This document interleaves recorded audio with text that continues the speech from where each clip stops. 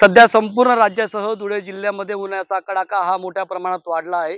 गेल्या आठवड्याभरापासून धुळ्याचे तापमान हे 43 अंश डिग्री सेल्सिअस इतकं गेल्यामुळे यंदाच्या उन्हाळ्यातील तापमानाची सर्वात अधिकची नोंद ही धुळे शहरातील करण्यात आली आहे. सध्या मी धुळे शहरातील सबस्टेशन या ठिकाणी उभा आहे आणि आपण पाहू शकतो या ठिकाणी सबस्टेशन मध्ये जे काही भले मोठे ट्रान्सफॉर्मर लावले आहे त्यांना थंड ठेवण्यासाठी कुठेतरी या ठिकाणी एमएससीबी विभागाच्या माध्यमातून या ठिकाणी त्यांना थंड ठेवण्यासाठी कूलरचा वापर या ठिकाणी करण्यात येत आहे. गेल्या या ठिकाणी धुळे शहरातील नागरिकांचा उकाड्यामुळे जो काही विजेचा वापर आहे तो मोठ्या प्रमाणात वाढल्यामुळे या ठिकाणी कुठेतरी एक कूलर लावून या ठिकाणी ट्रान्सफॉर्मर या ठिकाणी थंड करण्याचं काम या ठिकाणी करण्यात येत आहे. आपल्यासोबत वीज वितरण कंपनीचे कर्मचारी सध्या आपल्यासोबत आहेत. आपण त्यांच्याकडनं जाणून घेऊयात. काय सांगाल, या ठिकाणी आपण ट्रान्सफॉर्मरांना थंड करण्यासाठी कूलर लावण्यात आलाय, काय नेमकं याची विशेष काळजी आपण घेतो?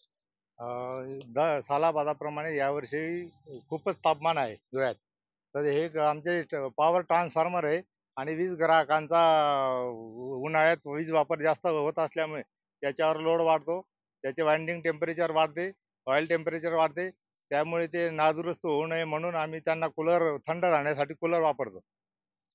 नक्कीच उन्हाळ्यामध्ये नागरिकांचा जो काही विजेचा वापर करण्याचा प्रमाण आहे ते मोठ्या प्रमाणात वाढल्यामुळे या ट्रान्सफॉर्मरवर मोठ्या प्रमाणात लोड निर्माण होतो आणि हा लोड निर्माण होऊन कुठेतरी ट्रान्सफॉर्मर बिघडतात. त्यामुळे याची काळजी घेण्यासाठी या ठिकाणी महाराष्ट्र विद्युत वितरण कंपनीच्या वतीनं ते थंड ठेवण्यासाठी या ठिकाणी कूलरचा वापर करण्यात आल्याची माहिती या ठिकाणी कर्मचाऱ्यांनी आपल्याला यावेळी दिली आहे.